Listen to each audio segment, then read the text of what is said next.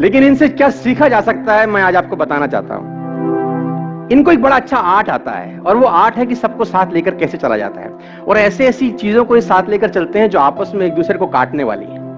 अगर आप शंकर जी के व्यक्तित्व पर गौर करें ऊपर से नीचे तक, तो मैं आपको आकलन कराता हूं अगले 5 मिनट के अंदर। आपने शंकर जी को बतेरी बार देखा होगा, टीवी पे देखा होगा, फूल चढ़ाए होंगे, दूध चढ़ाया होगा, मंडे को जाके पूजा करी होंगी, व्रत रखे होंगे, लेकिन जिस तरीके से आज मैं दिखाना चाहता हूं, आज उस तरीके से देखिए। सबसे ऊपर अगर आप देखिए भगवान शंकर को सबको साथ लेकर चलना आता है। देखो मैनेजमेंट गुरु है ये।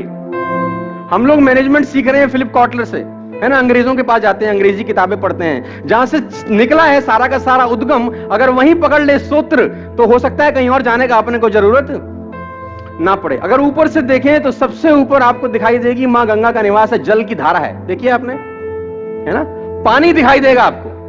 कहां दिखाई देगा? जल की धारा दिखाई देगी जटाओं के अंदर।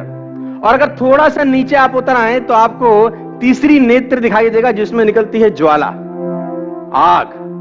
तो जल और ज्वाला साथ साथ हिंदुस्तान में, दुनिया में कहीं नहीं होते।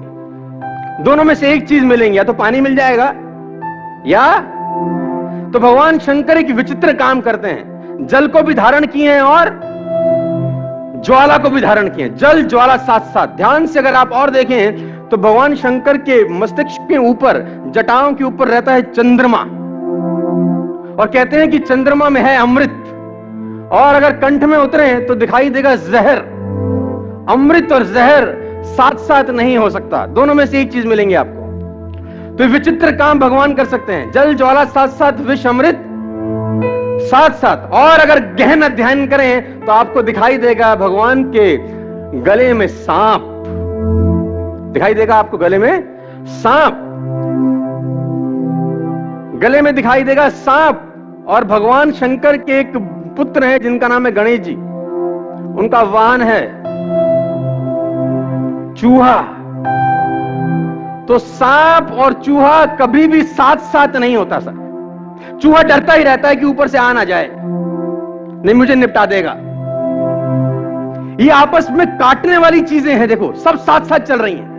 तो चूहा जब घबराता रहता है तो भगवान शंकर के दूसरे पुत्र हैं कार्तिकेय, वो कह रहे हैं टेंशन मत ले, मयूर अपने पास है, आने दे सांप को, ये निपटा देगा।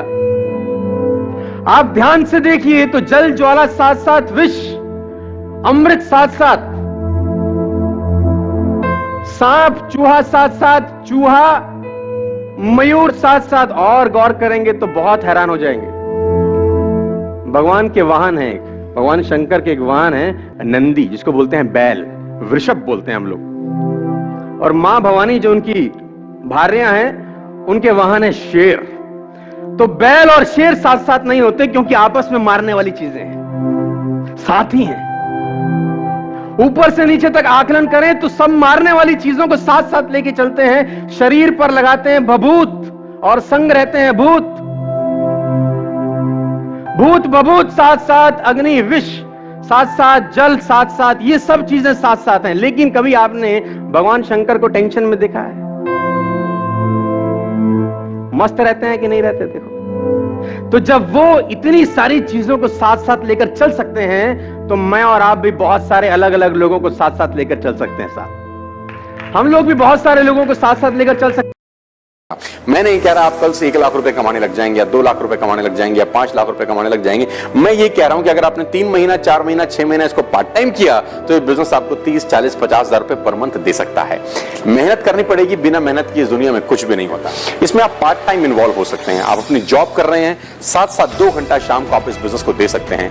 2-2 घंटा अगर आप डेली इस बिजनेस को देंगे, हफ्ते में 10 से 12 घंटे आप इन्वेस्ट करेंगे, तो आपके लिए सेकंड सोर्स ऑफ अर्निंग बन जाए। आइए इस बिजनेस मॉडल को ज्वाइन करिए, आइए मेरे साथ, मैं डायरेक्टली आपको कोच करूंगा इस बिजनेस को कैसे किया जाता है। मेरी शुभकामनाएं आपके साथ हैं।